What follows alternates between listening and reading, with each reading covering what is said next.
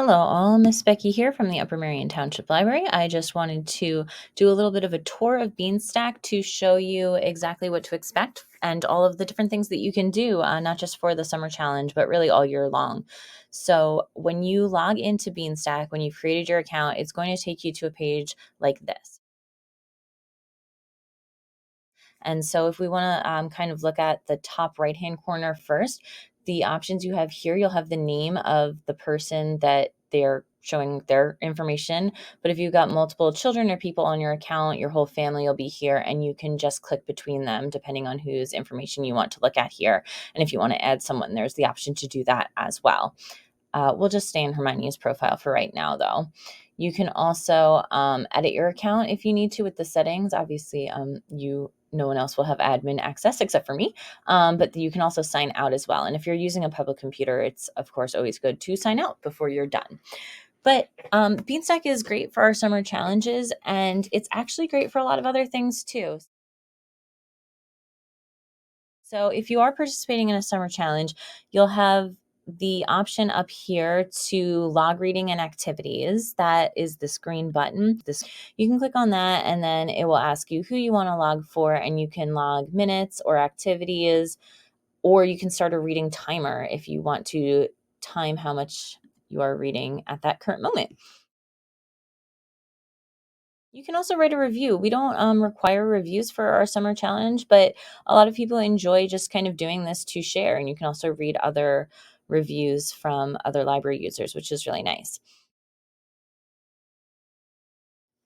So on this kind of homepage here for each person, it's going to show a couple of things, and you can close out of these if you don't want to see them, but we have a community goal for our summer to read 700,000 minutes.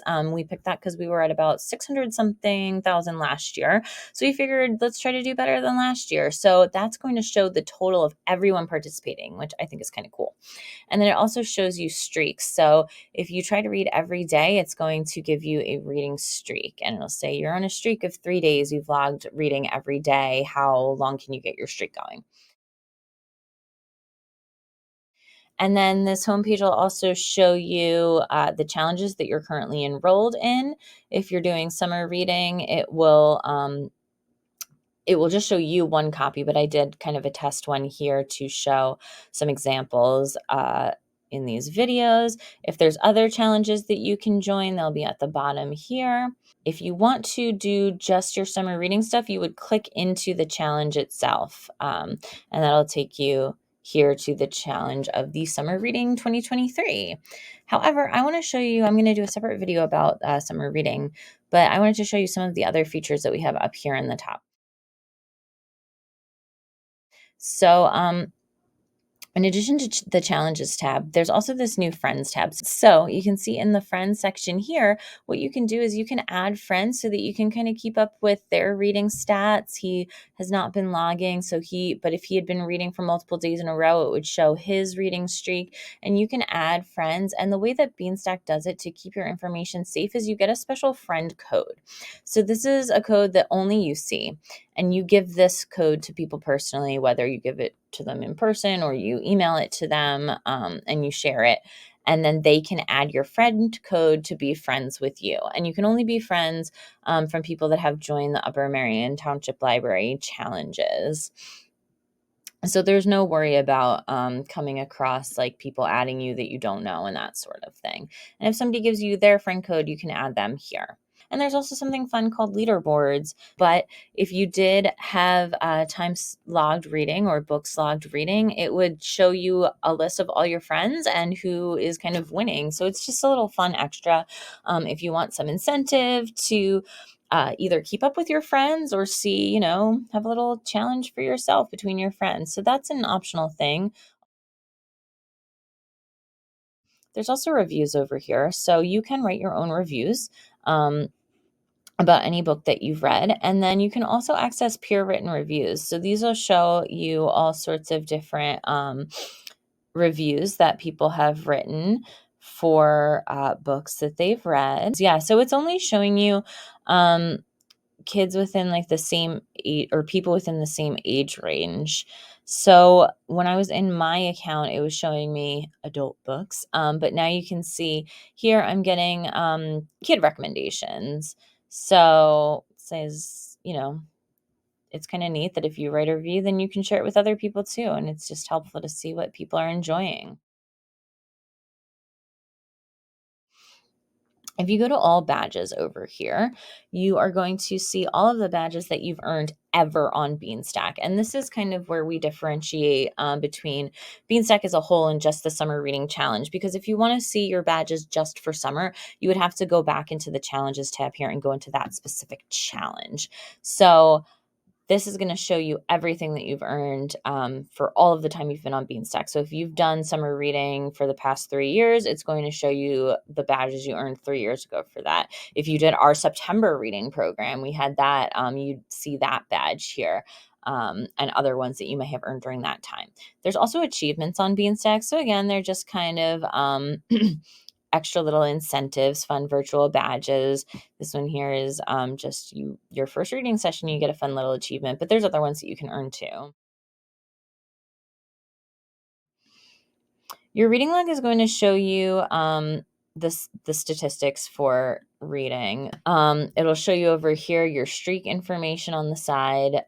You can also see all your reading logged from here.